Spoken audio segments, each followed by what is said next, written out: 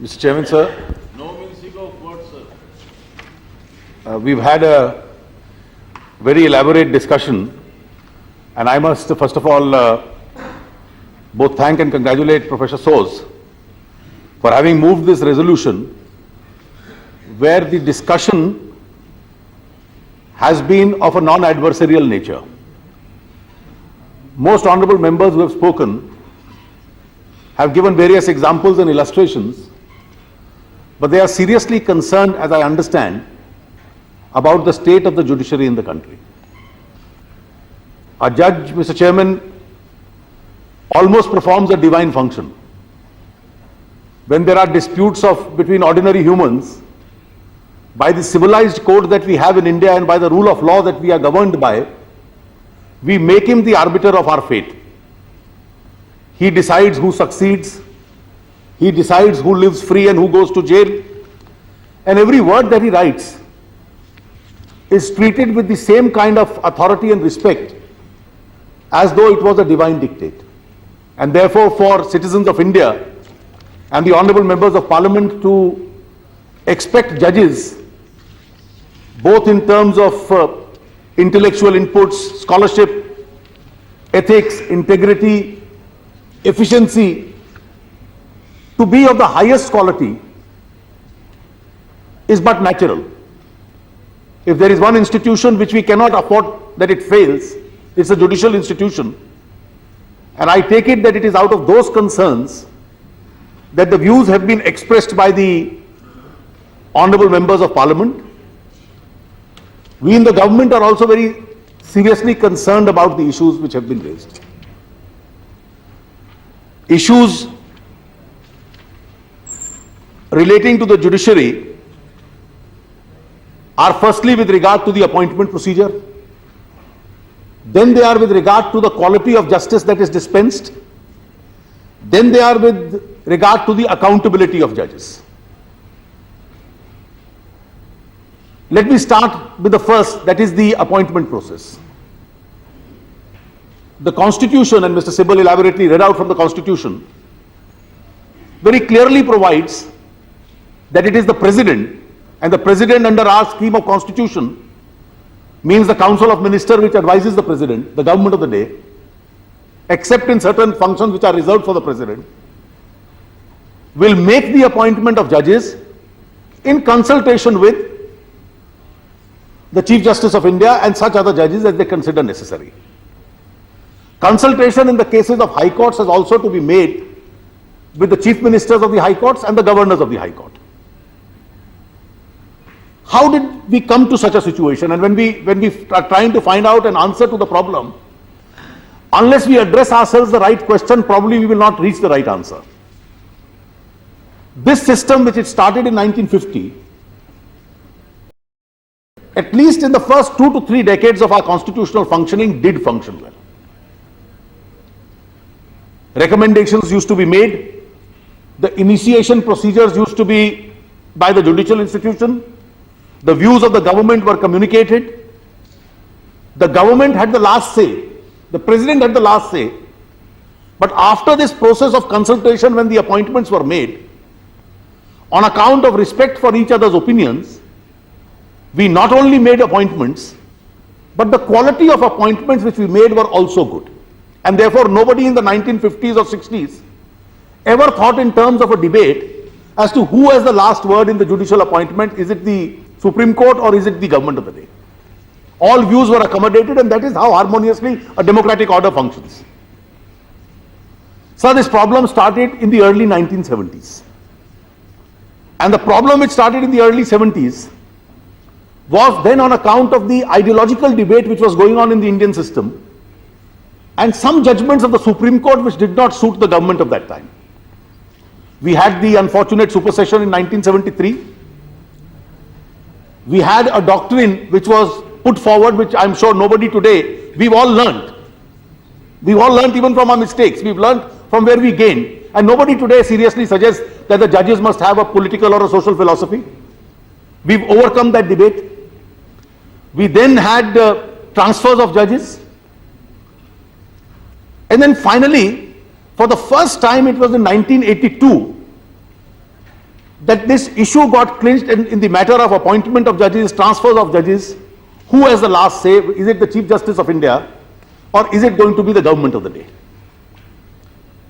The Supreme Court itself was divided on this issue, and by a majority view, the Supreme Court said, it's our job to advise, but the last word is that with the executive.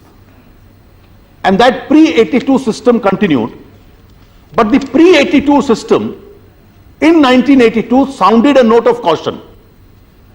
And an attempt was made that to comply with that note of caution and that the appointments are made. One experience, as a result of which it started, and I think it was an aberration of that period, and when we are thinking in terms of a future course, it was felt that some element of politicization in the process of appointments also got injected. Now, even though the recommendations came from the judiciary, Mr. Sibal made a very interesting example today. He mentioned the name of a chief minister who he did not name and said when the particular person was not the chief minister, every day a judicial order went against that person. And the day that person got re-elected as the chief minister, the judicial attitude also changed.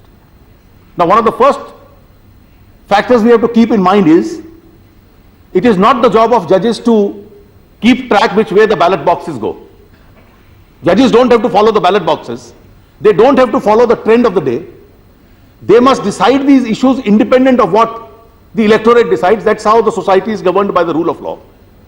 But how come during those periods post 1982, we had different governments in power also at different points of time? The nature of recommendations between 82 and 1993 also started depending upon the complexion of the government in power. And you had during this period at least 3 different political formulations which had governed the central government.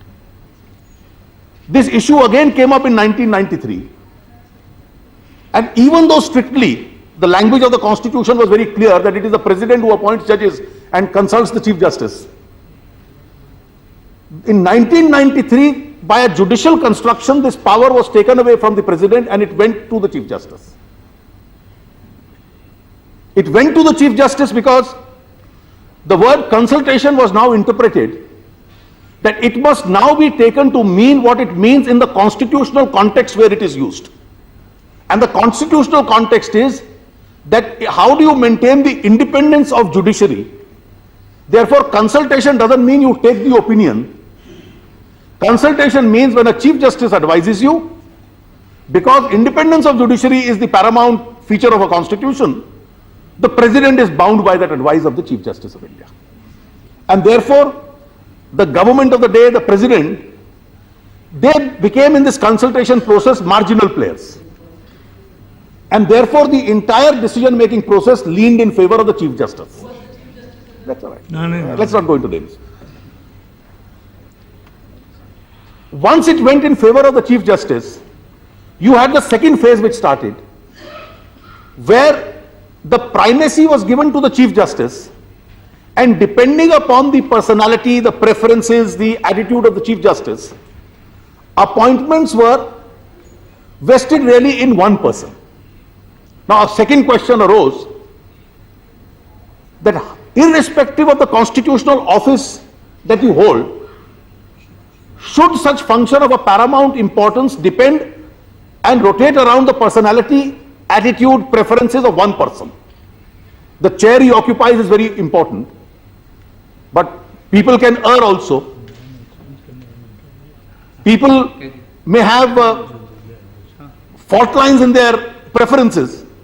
Therefore, is it in the interest of judicial independence and a democratic order that the power is vested in one person? And in 1998, we started the third phase. And in this third phase, upon a reference made by the government to the Supreme Court, a larger bench of the Supreme Court decided that this power now will be exercised not by the Chief Justice alone. He only represents Supreme Court as an institution. There will be a collegium of judges in the Supreme Court, a collegium of judges in the High Court. So judges collectively will make recommendations, and this collective wisdom of the judiciary will be made binding as far as the government is concerned. Sir, I just heard my distinguished friends, Mr. Ashwini Kumar, Mr. R.K. Anand, and amongst the points that they raised was, Mr. Ashwini Kumar particularly said, Mr. Sibal said, can we go back to the pre-93 order situation? We've now seen both kinds of systems function. We've seen a system function where the primacy was of the executive. We've seen a system function where the primacy was of the judicial institution. And there are questions which we have to ask ourselves after having seen these systems function. The first is, and if I attempt, since it's a private member's resolution, and I will be candid in attempting an answer in my personal capacity, in the second category of system, it is generally felt that perhaps the political element in the process of appointments is slightly diluted. The second observation is that the process now is much slower than it ever was before, because still consensus is reached, recommendations can't be made. I even today have a situation where for more than 100 vacancies in the High Court, there are about 135 vacancies in the High Courts. I'm giving the approximate figure. I have recommendations for 35. For 100, I don't even have a recommendation because consensus has not been reached. And consensus has to be reached both in the High Court and the Supreme Court. And because the power vests in the Supreme Court Collegium, in relation to the High Courts, in addition to the Collegium, an important primacy also belongs to a judge of a Supreme Court who belongs to that High Court, because his views matter the most. Now, with all these factors, the process is much slower. In fact, one former Chief Justice of India and I, when we were sharing our experiences, he used a very interesting phrase. He says every High Court has a constituency judge in the Supreme Court. He is the judge in the Supreme Court who was from that High Court. He has bona fide his attachment to that High Court. He wants good appointments of what he considers to be good, and therefore he always keeps an eye on that High Court. The third factor is, and that is what some of the honorable members has raised, has the quality of appointments improved by a changeover of the system? And that, I must say, is an issue which concerns all of us, and I have to very candidly admit perhaps that is not the case. The quality has not improved. Now, do we go back to the pre-1993 situation, which had its own strengths, which had its own weaknesses, or do we alternatively allow the present system to be experimented a little more, or do we think in terms of an alternative suggestion, because existing systems don't seem to have worked well? The second issue, sir, which members had raised, I've dealt with the issue of quality, and I must confess here, one of the reasons why quality has not, one of the many reasons why quality has not improved,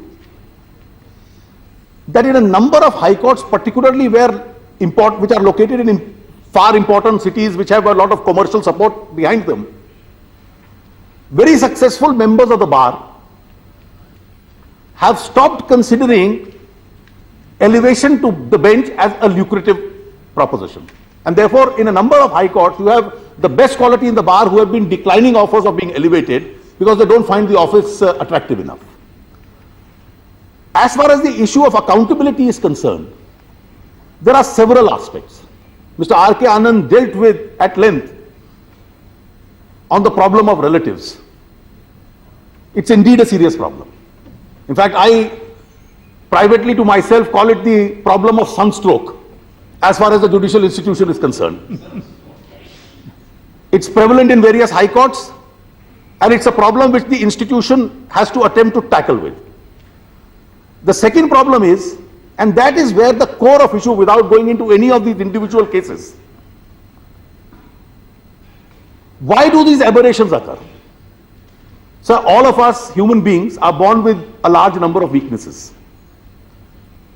As we grow, And as we get the experience of life and the responsibility of office, we try and capture some of those weaknesses and fault lines.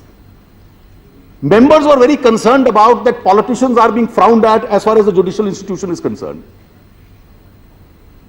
So we in public life, when it comes to accountability, we are perceived by people as an unaccountable community, but perhaps it is my faith that we are the most accountable community.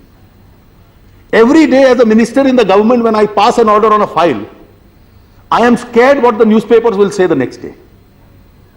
I am conscious of the fact what my party will tell me. I am conscious of the fact what parliament will tell me.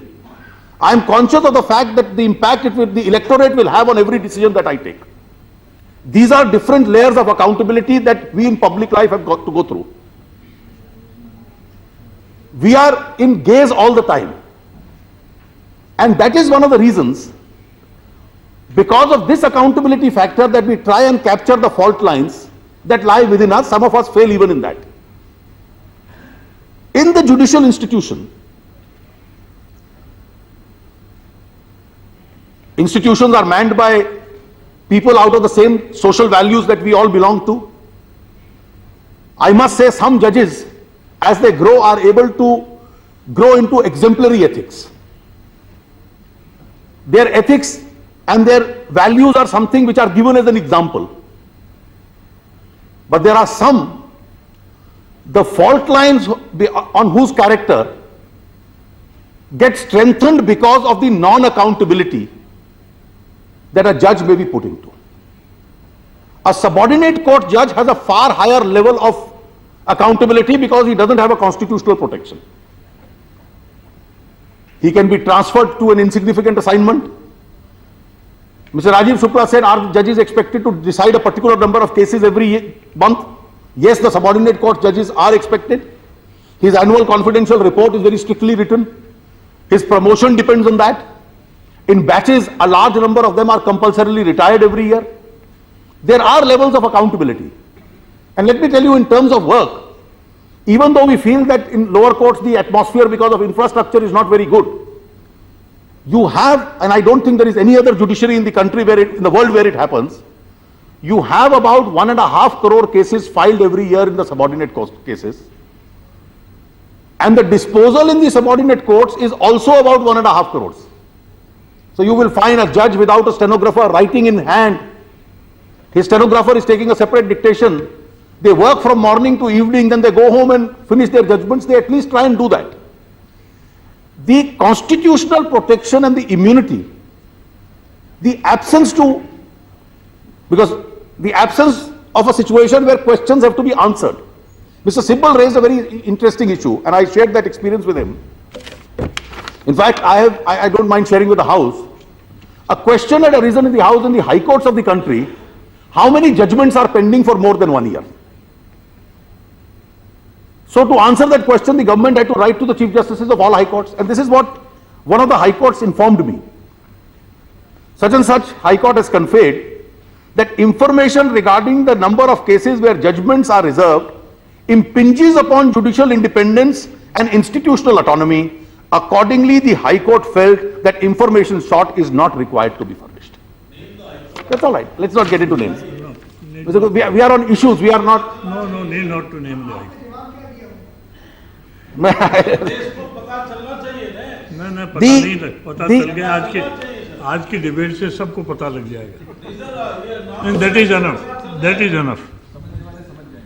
The issue, therefore, how many judgments do you write?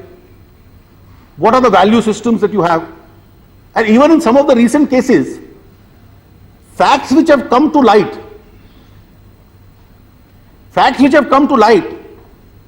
are not facts which have come to light because of any in-house mechanism of the judicial institution.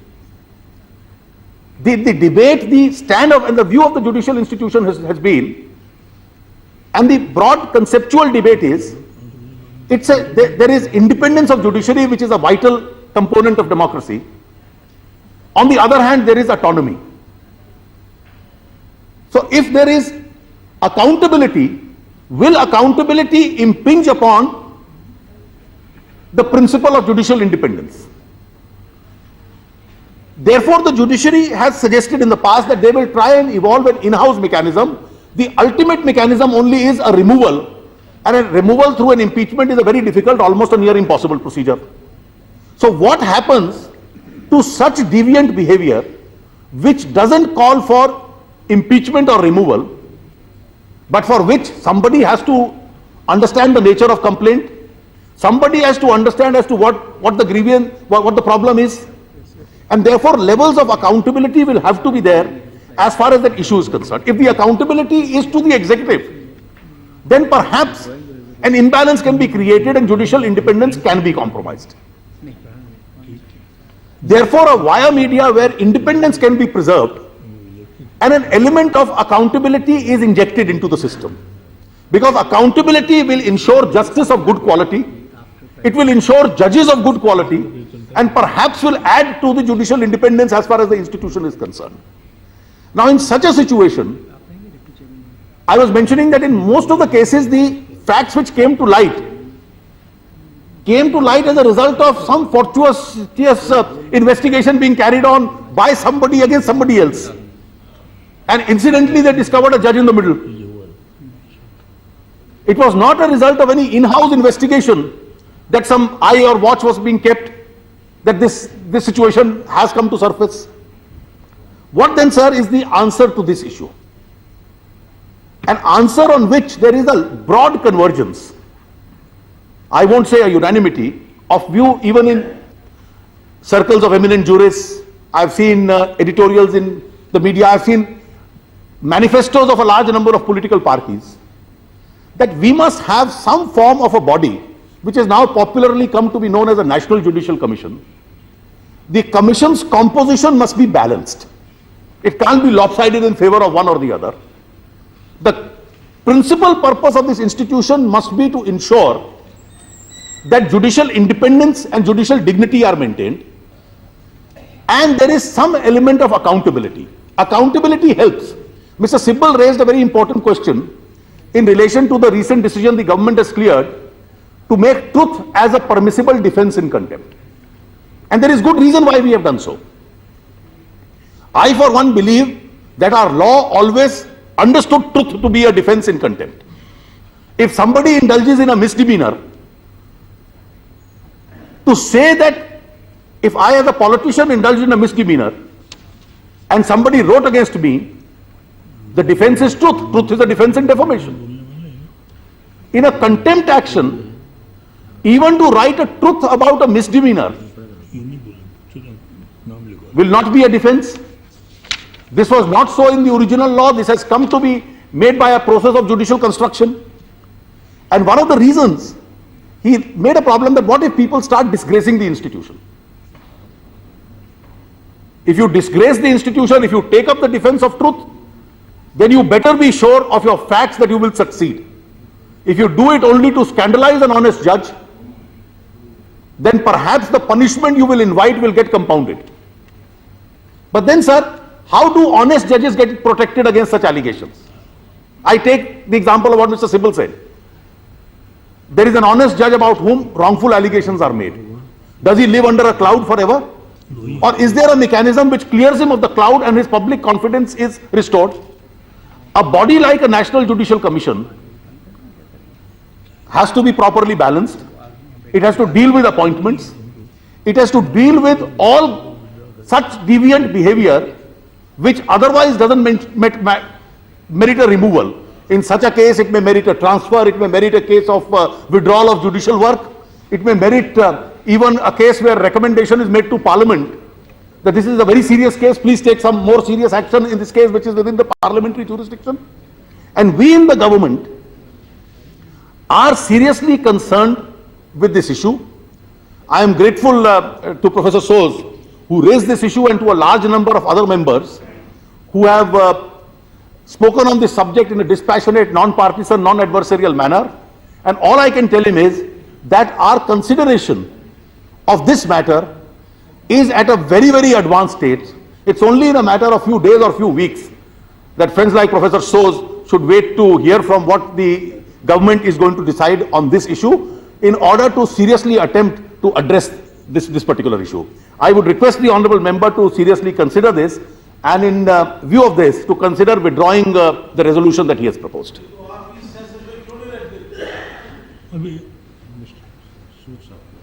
अभी सोच साहब को बोलिए इस session में रखिए आप।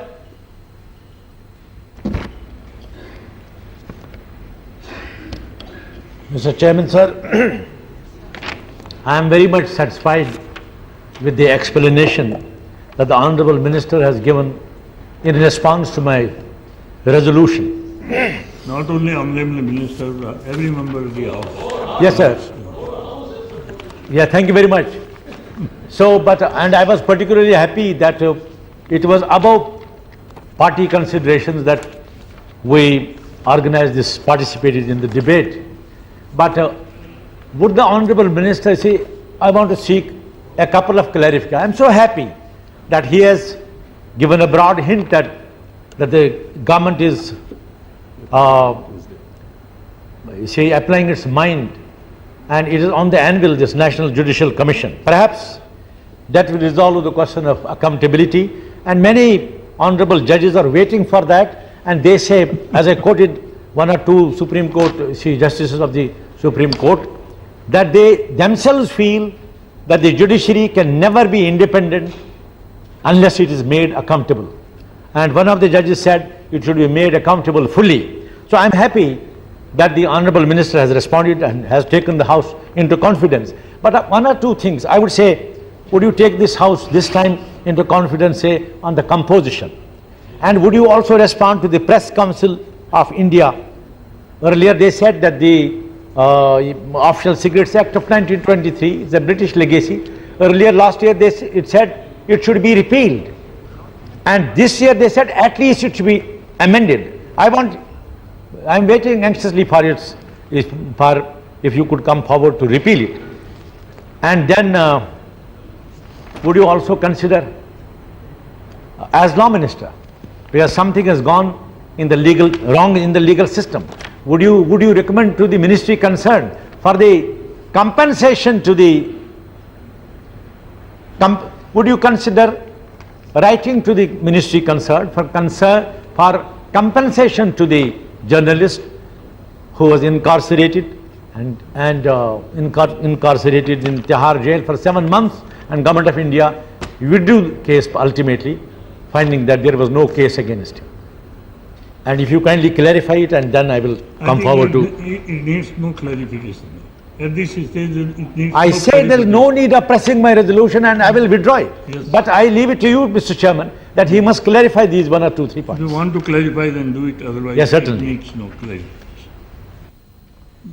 Chairman, sir, as far as the composition of the National Judicial Commission is concerned, the honourable member will appreciate that since the matter is at a very advanced stage before the government for a consideration, I won't really be able to tell my learned friend the composition till the government has taken a final view. But this is such a important issue that I can only tell the honourable member that on the need and desirability I see a larger consensus. I am quite conscious of the fact that there may be some difference of opinion as to what the composition would be, and the government would always be willing to have a dialogue with the parties in opposition and all other parties which are a part of the government to finalize what the composition should be. The underlying consideration being the composition should be balanced, which should not either lead to over politicization or complete elimination as far as the executive say is concerned. So we will have a balanced composition. About your second and third query, I am really, that's not directly relatable. Official Secrets Act is not relatable to the functioning of the judicial institution, and therefore I am not in a position to make any direct clarification or a comment. But I would only urge Professor Soz, he's a man of scholarship who keeps watching all these events. The Official Secrets Act has 2 principal provisions, Section 3 and Section 5. Section 3 deals with areas relating to national security and defense. And for those friends like him, even out of good motivations, who suggest that it should be repealed altogether, disclosure of prohibited information which relates to national security if the disclosure of that is not even made a penally punishable offense, it perhaps may have some bearing as far as national security issues are concerned.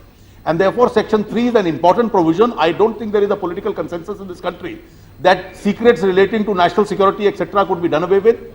As far as the second provision is concerned, it relates, Section 5, relates to areas other than national security matters. I would urge him, and that is purely my personal view, I'm not even saying this is a view because this is not related to the issue and I have not taken instructions from the ministry which deals with this bill, but after the enactment of the Freedom of Information Act, to get a large part of information contained in government files has now become a statutory right. And therefore, to that extent, after the enactment of that act, Section 5 in its rigors has been considerably loosened altogether. Considerably loosened.